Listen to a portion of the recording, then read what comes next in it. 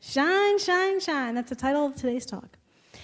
So several of us, many of us actually went to see the film Heal on Thursday evening, and some of you saw it the first time it was showing over at the Vine. How many of you here saw that are here today? So about half of you. That's great.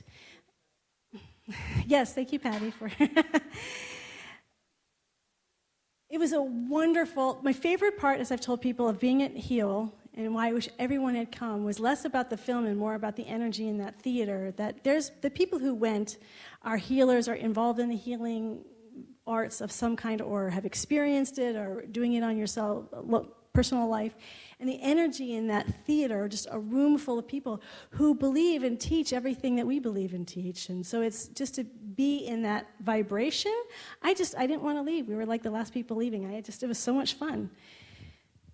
The film, I would say the essence of the film, its purpose and its intention is to say that we are more than just physical machines and bodies. So they were pointing to the idea that Isaac Newton really looked at our body and said it works almost mechanically, and if we understand the mechanics, we can fix it like we fix a car. And that's been very helpful. But they were also talking, the purpose of I think the intention of the movie was to say, and, not instead of, but and, in addition to, we are more than just a physical body, we are an emotional body. And so an essential part of the healing process is doing deep emotional work, things that are blocking us. Emotions create blocks in our body, so we need to do emotional work. We are a mind. Our limiting thoughts can limit how we receive and how we see things. If we're constantly judging and putting walls on things, we don't allow new information to come in. But the more free and open our minds are, and we allow use our minds intentionally, because we are always creating. Our thoughts are always creating. As we believe, so shall it be done unto us. So to become more conscious of our thoughts. So we have physically, emotionally, and mentally, and then also that we are these energy bodies, that we live in actually what we'd say are three bodies: causal body, and the energy body, subtle body, and the physical body.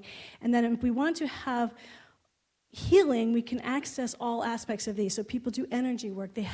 My favorite was the sound wave healing. I'm like, I want to do that. I'm not sick, but I still want to do it. It would be so fun. But they had all these really cool things that they were doing. And to me, it was acknowledging this extraordinary beings that we all are, these multidimensional beings, that we are operating in all these different dimensions all of the time, energetically, mentally, emotionally, physically, and that to bring in the healing process, we want to access all aspects of these. I think most of us who come here recognize this, have experienced it in our life. So on the one hand, I don't focus, I think, a lot on that, because I always feel like, well, people already know this. I was just reading a journal my own journal from like 30 years ago, and I just picked up The Power of the Mind by Adam Smith in 1987, and I just decided to use it, as you know, many of you know, I wanted to become an actress, never been a play, never did anything, but through visualization, affirmations, within a year, the American Academy of Dramatic Arts had auditions in Boston. I was living in Boston. I auditioned. I was accepted. It's the same school like Spencer Tracy and Robert Redford went to. And within a year, I'm at this acting school in Los Angeles, and all my peers, fellow students, were talking about these plays they've been in and all these stories, and I didn't have a single story because I'd never been in a play. I just used my mind to create this reality. That's the power of the mind. I know many people of you have used the power of mind and visualization to help your physical healing. You've done emotional work to heal emotional relationships. You've done energy. I know some of you have done energy work. You've gone to Reiki masters. You've done Qigong. You've done cranial sacral massage. There's so many things that we've all accessed, and it works. We do it because we see the shift in us. That's why we go and we do it. But there was one element of this movie, and the movie always, I think of a fiction, this documentary film, missed, but a film can't cover everything. And I think it missed, to me, an essential part of this journey. And to me, that's the Good Friday part of the journey.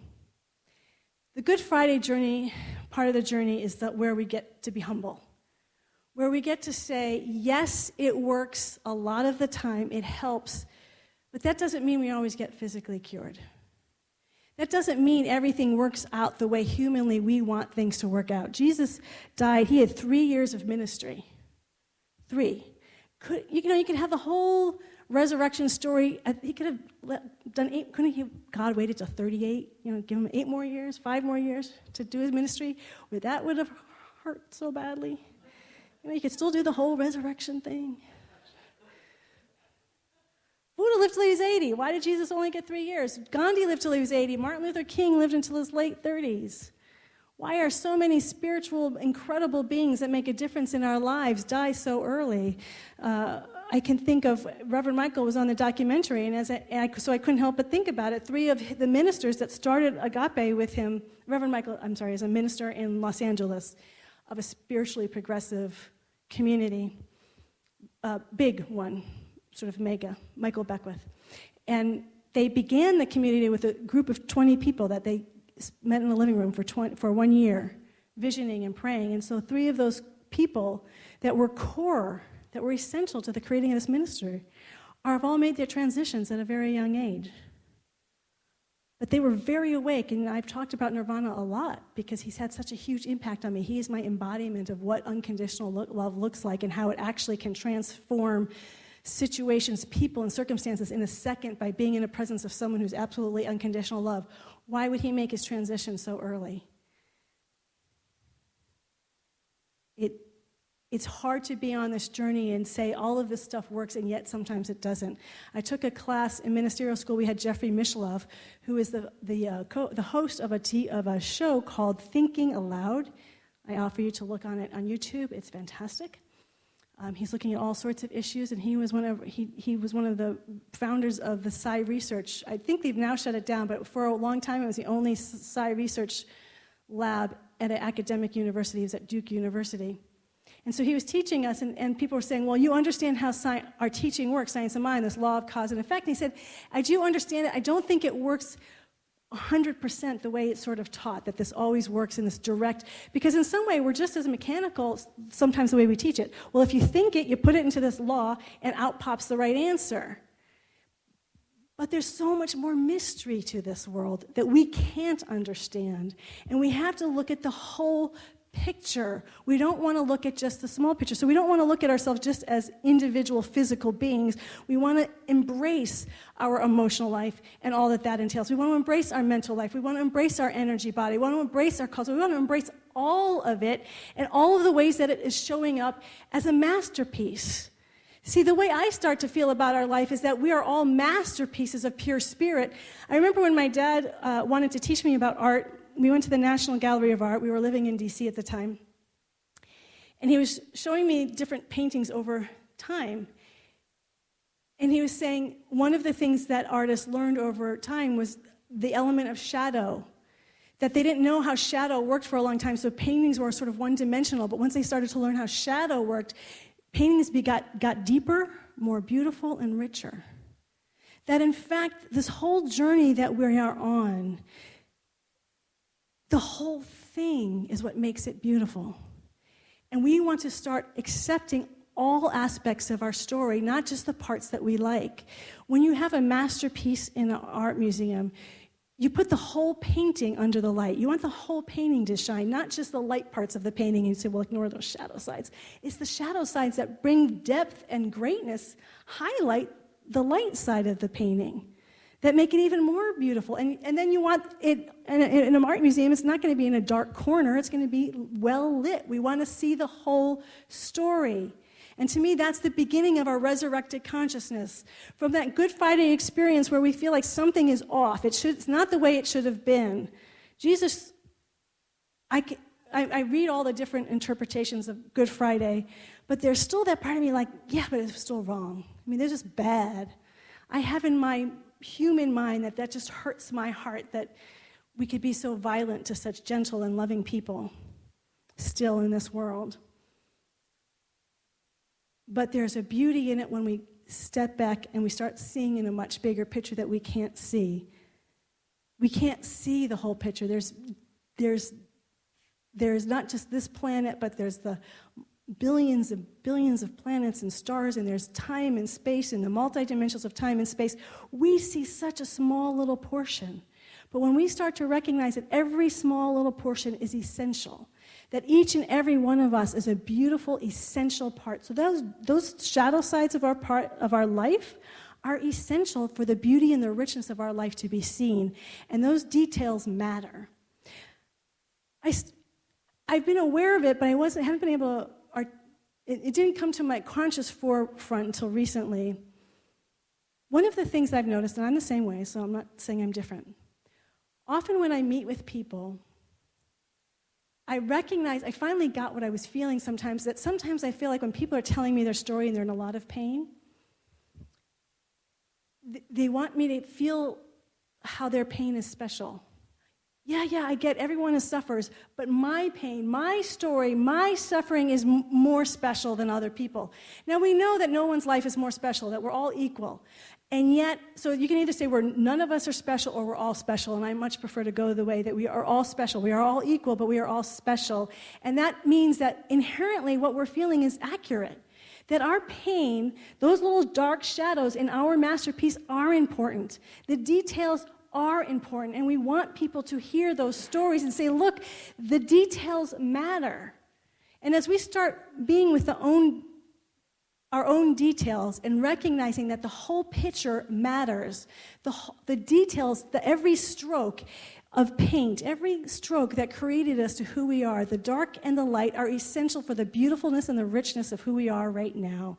And to start honoring it and seeing all of it with this depth of love and compassion, we see the beauty and the magnificence radiating as life just as it is right now. That's the resurrected consciousness. That's the resurrected that sees with the eyes of pure spirit.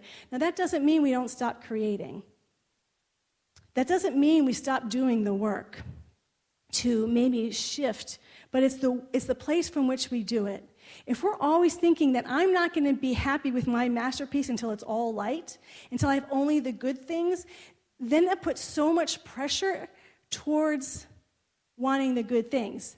It makes the result, so let's say I have physical ill health and I want health. That means I'm not good enough until I get the physical health. That means my financial life, I'm not good enough until I get the financial, what I want financially. That means I'm not good enough until I get the relationship that I want. That means I'm not good enough, and there's always a feeling of, I don't have a masterpiece, I have a dead story, I have an ugly painting, and my painting is not going to become a masterpiece until I get these things. That is not seeing with the eyes of God. The eyes of God says, you are a masterpiece now. You are created in my image and likeness now. You are heaven on earth now. The wholeness and the perfection of who you are is now. And from that place of wholeness, see, the perfection includes the imperfection. The masterpiece includes the shadow. And when we see that and we really feel that, then when we move to the place of creation, we want to shift our physical health, we want to shift our emotional health, we want to shift our financial life, whatever we want to shift, we do it from a lighter state of being. Now we're not doing it from this heaviness and attachment, and I've got to get this done because I'm so ugly, and this is ugly painting until I get what I want. Now I can open my heart and just accept and enjoy the fullness of life just as it is, and then the creative process is more free, and it's more open and playful, and the entire energy of the creative process is so different than like this. It's like this I'm creating. I mean, when we do our affirmative prayer, how do we start affirmative prayer? Every single time. There's one power and one presence, and I am one with it. We are living the resurrected consciousness every time we pray. We are seeing the wholeness and the perfection as things just as they are right now. We don't have to change a thing. That's how we pray. And then, after we are anchored in the heaven consciousness, as we are anchored in this resurrection, I am always already enlightened conscious, then we move into the creative process, and we're moving into the creative process, the realization step into creating from a place of freedom and lightness of being. That's the energy we want to live. Prayer without ceasing. Imagine living this way, that we are absolutely standing in the power and the glory of our essential self, that each and every one of us is essential. And not only are each and every one of us essential, but this entire planet is essential. And we start seeing and feeling that everything that is happening is essential and beautiful and magnificent and the masterpiece just as it is, as God sees it now. Then we don't resist the present moment. We can be fully embrace the present moment. And as we embrace the present moment, our walls start to drop and our heart opens into infinity. And there's no limitation. There's no separation. There's no walls of this is good and this is bad. I accept the whole picture. And as soon as we start doing that, we recognize, not just recognize, we experience that we are transcendent beings as well as immanent beings. That it's not just Jesus who lives in this transcendent state. It is everybody. It's an interesting thing, I think, of how we, in some way, make a big deal about the resurrection. And yet, as I've talked with people, I've been a minister now for almost 20 years and been on the journey for over 30. And the amount of people I talk to who have experiences of people in their own life that have died and they've felt their presence. They've either had visits from them, whether it's in dreams or in life. They have feelings from them. They get signs from them, and they know that they know. I know there was a manager at Starbucks who I used to go there all the time. I talked with her, and her mother transitioned while I was with her, or going to Starbucks. And she was saying that she and her mom had this agreement that her mom would leave her dimes to let her know that she was okay. And she started seeing dimes everywhere. And that was like a couple years ago. And so we would talk about it. And then I just happened to see her in February. I haven't been back. I changed my routine. But I went back to Starbucks, and I saw her, and I said, oh, I always think about you and your mom and those dimes. And she said, oh, this is the month that she died, this February. And I said, oh, I feel that. And I just had that moment of connection with her. And I said, I'll never forget that about the dimes. And she goes, yeah, it still happens. And then I left, and I walk in the parking lot, and there's a dime. It's happening all of the time. Jesus came on this earth not to say, I'm special, and you can't be like me. He's here to be the example, the way shower of who we are naturally, who we are already. And what we need to do is open our eyes to recognize we are these transcendent beings now, that we have this eternal life now, and that our essential nature lasts forever. I was talking to Patty. She was talking about having these out-of-body experiences. What's, to me, almost miraculous. We can't explain it. We recognize, I'm just trying to get to the uniqueness of us. Because yes, we are transcendent beings and we are unique, but the uniqueness isn't limited to the body-mind. So I think of the time where I had an out-of-body experience, and I was on the ceiling looking down at myself, and the name Harriet floated over my body, or this body, and it said, this is who you are this time. What was interesting, or one of the interesting things about that, is the eye that was looking down was not this universal eye. It wasn't sort of this generic eye. It still had an identity. It was still a unique identity. It was still an individualized expression, but it was greater than just the history that was I was clear that the body-mind history of Harriet was a role that I was playing this lifetime, that when I died, it will then be integrated into whoever this I is, but it's just, that's why we can't explain it. It's like this universal, infinite I am, but this unique, individualized I am. And that's what gets resurrected. When we are resurrected, there is an essentialness to us now, and there will always be this essentialness to us, but we don't see it and feel it enough. And that's what Easter and all these ideas to find liberation. I was just thinking, I don't know why Moses just popped in my brain. It's the second day of Passover. Moses was asked to lead the Jews from bondage to freedom. And what was do y'all remember what Moses' response was? I can't do this. I'm not enough. Now, did this I am presence, this burning bush, tell Moses, okay, well, you have to do some spiritual work.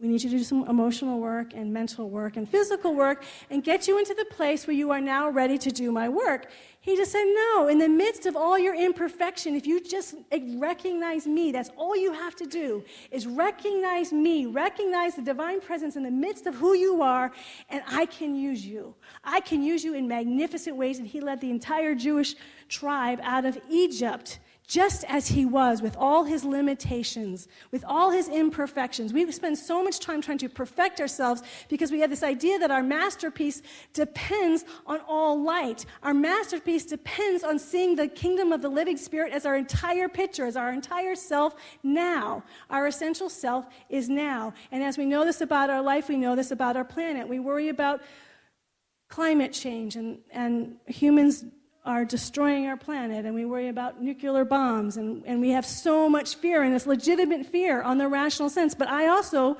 believe, just as we have an essential self, the earth has an essential self, and it transcends time and place. And we destroy the earth, there is something that's essential that will last about this earth plane, or this earth beautiful planet, the galaxy, the multiple. There's so much we don't know.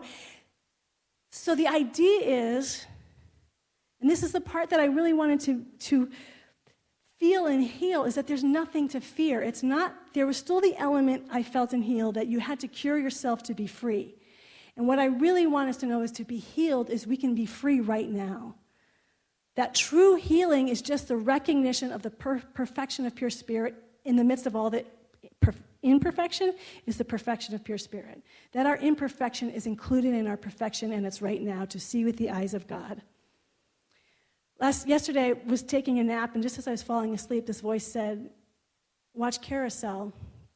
It's a musical I haven't seen in decades, and so I watched it last night from the perspective of this resurrected consciousness. Again, Billy Bigelow, he's a character in the movie, bad guy. You know, he's an opportunist. He likes to date women and then steal their money.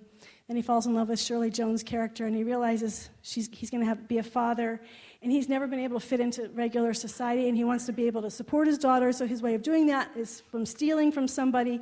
He plans a robbery and is killed, and actually the musical starts with him on the other side of the veil. And so the guy's teaching him, saying, you can still go back and help. Even this guy, he wasn't Jesus, he wasn't Yogananda, he was some bad dude, not a skeptical dude. Because what comes through in Carousel is, in the midst of all his darkness, you can see the purity of his heart. And if you look with the eyes of God at every being of light, you can see the purity of somebody's heart if we look with that clarity of who people are. And so he was able to come back and help his wife and daughter, and his supervisor on the other side was saying, don't deny who you were, because he was trying to lie and sort of fudge the truth about his life. He said, no, you did those bad things. Don't pretend you didn't. But look who you are underneath that. Look at how much underneath. You may have made all the wrong choices, but your heart, your love was pure. And because of that, that's the essential nature. You get to continue on and strive to know more of that pure heart. That's the essential nature. So I want you, in this moment, we all have so many aspects of ourselves. If I ask you what's essential to who you are on this planet right now, you might come up with 10. There's really infinite numbers of why you're essential to this planet now. When I say essential, so just like your shadow side is essential to your masterpiece, essential to the masterpiece of Earth right now is your life. You are a detail in this huge cosmic story, and that detail that you are is essential. So I want you to start looking first and foremost at yourself. Before we go, we're going to do that in a second. The other person, it just popped in my mind this morning, George Bailey. It's a Wonderful Life really should be an Easter story, because what happened was a resurrected consciousness. His perspective changed. His circumstances did not change. After he realized that he was essential to the story of so many other people, when he was running down thrilled, yelling Merry Christmas to everybody, still thinking that there was a huge scandal that was going to break, that he was going to go to jail still, and that his name was going to run through the mud. But it didn't matter, because his perspective shifted. He suddenly saw who he really was through the eyes of God. I was thinking, what if he hadn't had that shift in perspective, and so all his family and friends had gathered to bring all this money in and save him? But if his perspective hadn't changed, he wouldn't have been able to receive that good, because he would have been beating himself so much. He was so that he was if he had stayed in that suicidal place that I'm worth nothing, all this good could have come to him, and he would say, no, I can't take it. But he had shifted his perspective. He resurrected his consciousness, and now he could receive. He was already free before the good happened. First of all, he was in that recognition and unification stage. I am one with God, and I am essential and unique being of light on earth as it is in heaven, right here and right now. That whole had shifted so the realization could happen, so he could receive that realization, and I deserve the money and the good that is coming to me, and it all was in this wonderful flow, and they had no trouble with him receiving it. They didn't expect him to say, no, I don't deserve it. He welcomed it with open arms, and they were happy to give. That's the shift of perspective. That's the resurrected consciousness that we want for ourselves, how essential we are now. Nothing needs to change in your life other than how we perceive who we are. So I want you to go and think about, of the hundreds of thousands of things that make you essential to the world right now, I want you to think of one. Just see it in your mind's eye. It could be anything. The smiles that I give to people. I'm friendly. I'm a deep thinker. I share music. I'm a good teacher. I'm great with numbers. I'm great with figures. What's something that makes you an essential? Essential, just one of many. It could be a being quality. I'm a loving being, or it could be something you do. Doesn't matter. And can you think of another one? Just to stretch a little bit, because I know sometimes people have a hard time seeing good things about themselves. 2 things that make you essential, that you know that when you leave this body, these are things that are going to continue on, because they're just so beautifully, soulfully essential about you. I want you to pick one of those 2 things, and I'm going to give you the instructions first, and then you're going to do it. I'm going to ask you to turn to one person, although I see there's groups of 3 people's fine. And I want you to say, one thing that makes me essential is, and I want you to share it to the people you're talking to, one other person or 2 other people. And the people listening say, yes, you are essential, and I am grateful for you. I am grateful you're shining your light. And then the person listening is going to share what makes me essential is, and the people are going to respond, yes, you are essential, and I'm grateful for you shining your light. Is that clear? Okay, so find one person or 2 people. If you're in a group of 3 over there, I see a group of 3. But pairing up is a little easier.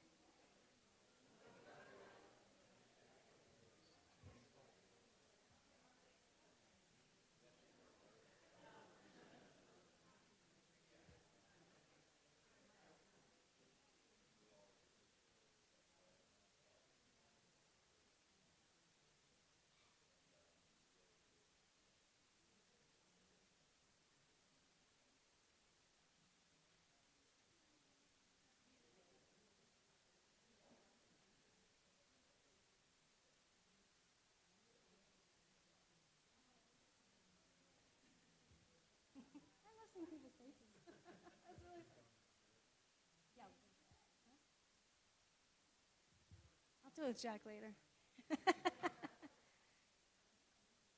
All right. Thank you. How does it feel? You are essential. Resurrect your consciousness. You are essential to the planet now, just as you are, the Christ within you, the Buddha consciousness, however word you use, because it's Easter, we'll use Christ consciousness. Christ consciousness, by the way...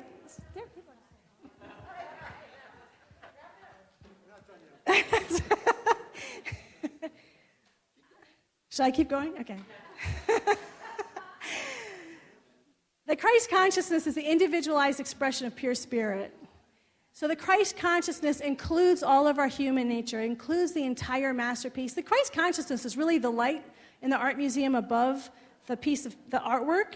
It includes all of the artwork, all the light and the shadow, and it transcends it. Does that make sense? That's who we are right now. That is this Christ consciousness. That's what we're resurrecting today. And we want to live from that place every single day. Know that you are heaven on earth, that your story, your particular story and all of its details is a masterpiece, and it's essential to the planet Earth as we live. I am so thankful for you. Stand in who you are. Stand in the fullness of the glory of the living God. And shine, shine, shine. Shine on. You know, I was telling Jack, I was like, we should do this little light of mine, but that doesn't feel right because it's this great light of mine. I mean, come on, we need to be out there, the lighthouses. We need to have the big light in the big room in the National Gallery of Art. We need to be in the biggest room with the biggest light. Everyone here. Shine on, shine on, shine on. You ready? Let's pray. I'm going to ask the practitioners to please stand. They have been doing this work spiritually, subtly, energetically, mentally, emotionally, and physically on every level and dimension of their being for several years, and they are standing in the truth of who and what they are, and they are joining us, you and I, the rest of us, remembering in who we really are. I am grateful. I know everybody, those standing and those not standing, are all doing work. We are in this together. Actually, I can't. There's a little separation today. It can't be in separation. Everyone's got to stand. Come on, everyone's standing. Everybody, we all know who we are. The resurrection consciousness is not for some. It's for everybody. It's for the Billy Bigelows of the world, and it's for the saints and everybody in between. Oh, thank you, God. Thank you, God. Thank you, infinite, eternal light and presence that is the wholeness and the perfection of pure spirit, and in, through, and as all of creation, and yet never limited by that creation, that we are this life here and now. We are this life here and now. We are this life here and now. There's nothing that separates us. There's no place where it stops and something else begins. It is infinite and eternal, and that is who we are. We are infinite and eternal. We will never die. We will never die. We will never have limits. We are that beautiful, radiant light of love, joy, peace, harmony, grace that transcends all human duality, the earthly duality, and yet includes all wonderful human duality that is beautiful and whole, that we can see the beautiful stories and masterpieces of each and every individual with whom we come in contact. And first and foremost, we see that our life is a masterpiece of pure spirit. That when we say we are unique emanations of that pure spirit, that is not a generic term. That is a term that includes every detail, every nuance, every subtle thought that we've ever had, every experience that we've ever had, all the emotional challenges and graces and celebrations that we've had, the physical challenges and the physical celebrations that we've had, the mental challenges and the mental celebrations that we had. It includes the entire spectrum of the human experience.